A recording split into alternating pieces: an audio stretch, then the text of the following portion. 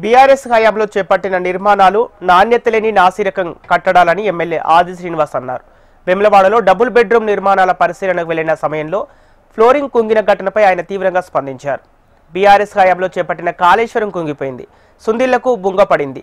ఇంకా రానున్న రోజుల్లో వారి హయాంలో చేపట్టిన నిర్మాణాలు ఎలా ఉన్నాయో చూడాలన్నారు. కల్వకుంట్ల కవిత జిల్లాల పర్యటన సందర్భంగా బీఆర్ఎస్ చేపట్టిన పనులపై విమర్శిస్తున్నారని ఈ సందర్భంగా గుర్తు చేశారు. నాణ్యత లేని కట్టడాలు,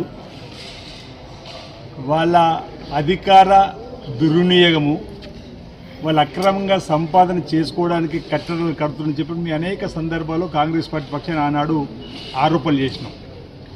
వేములవాడ పట్టణంలో ఏదైతే నిర్మిస్తున్న డబుల్ బెడ్రూమ్ కూడా నాణ్యత లేని కట్టడాలతో కడుతున్నారు.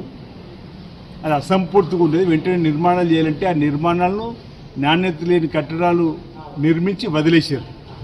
ఈరోజు ఇందిరమ్మ రాజ్యం వచ్చిన తర్వాత డబుల్ బెడ్రూమ్ని అందుబాటులోకి తీసుకొని రావాలని తిరిగి ప్రభుత్వం ద్వారా అట్టి దానికి